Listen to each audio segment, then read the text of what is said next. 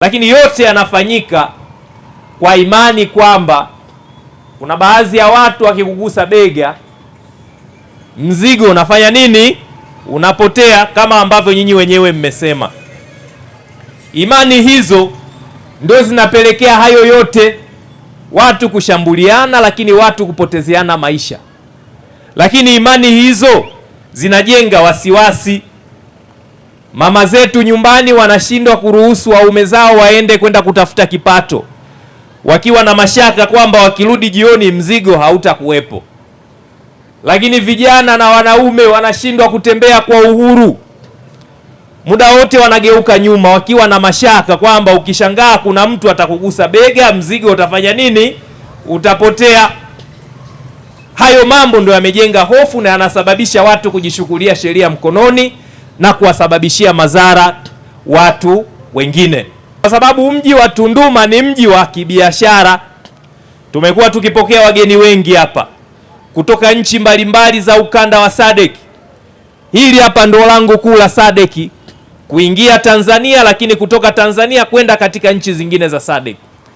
Tukiwa na imani za namna hii, tukiwa na utamaduni wa namna hii, manake tunavuruga shughuli za kibiashara ambazo zinafanyika katika eneo letu la mji wa Tunduma. Tunauharibu huu mji, lakini tunachafua taswira nchi nzima. Sasa hivi story ni nini? Tunduma. Mikoa yote Tanzania sasa hivi wanajadili masuala ya mzigo kupotea Tunduma.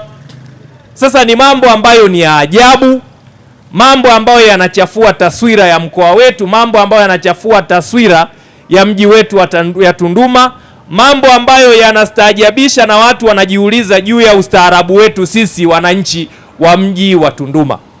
Nilishukuru jeshi la polisi la mkoa linaloongozwa na kamanda wetu wa mkoa ambaye tulishirikiana naye tangia kitendo cha kwanza tunakipata, na alituma askari na tayari doria imeimarishwa na hatua mbalimbali zimechukuliwa, ikiwemo kuna baadhi ya watu wameshikiliwa kwa kusingizia wenzao katika imani za kishirikina na kusababisha wengine kujeruhiwa na wengine kupoteza maisha. Haya mambo hayawezi kuvumilika. Kuna baadhi ya watu wamepigwa bila sababu ya msingi, kwa sababu tu walikuwa na visa vya nyuma. Kuna mmoja tumepata bodaboda kwa ndaiwa shilingi milioni 1, amesakiziwa kwamba amemgusa mtu, nyeti zimepotea. Lakini hawa ambao wamekuja kuripoti kwetu tumewaona nyeti zipo, nikimwambia anasema imeanza kurudi hapa. Sasa mimi ndo naiona, unaambia imeanza kurudi sasa hivi. Hawa ananiambia hii imekuwa ndogo. Sasa kubwa nani anaijua? Maana mimi ndo naiona hii. Huenda ulikuwa hivyo. Jamani, tutafute sababu, visingizio.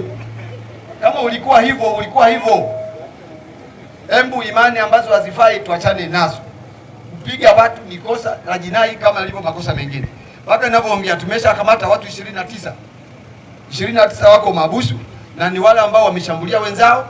Wapo waliotoa taarifa za uongo kwamba nyeti zao zimeondoka, lakini zipo. Lakini wapo pia hao wanaotuhumiwa kuwagusa wenzao na kupoteza nyeti. Kwa hiyo tunafanya uchunguzi. Sheria ipo inayokataza kufanya vitendo vya kishirikina. Mkuu wetu wa mkoa wa Songwe pamoja na RPC wa mkoa wakiendelea kutoa elimu nzuri kabisa kwa wananchi hawa na kuweza kuwahakikishia kwamba hizi taarifa hazina ukweli wowote, kwa sababu kuna baadhi ya watu waliokamatwa waliokuwa wamesababisha, na wale ambao walisema sehemu zao za siri zimepotea, baada ya uchunguzi walikutwa wana hali ya kawaida waliokuwa nayo. Kwa hiyo mwisho wa siku hili jambo limeleta taharuki sana, kwa sababu kuna baadhi ya watu wamepata majeraha makubwa, mpaka sasa wako hospitali kwa sababu tu ya wananchi kuamini kile ambacho wanafikiri watu wanazungumza kikawa sahihi. Lakini kwa ujio wa mkuu wa mkoa kukaa na kuitisha wafanyabiashara au jamii husika mitaani kumeleta nguvu na morali kubwa ya kutoa semina kwa watu ambao wanaleta taharuki, wanaoanzisha maada ambazo hazina maana na mashiko.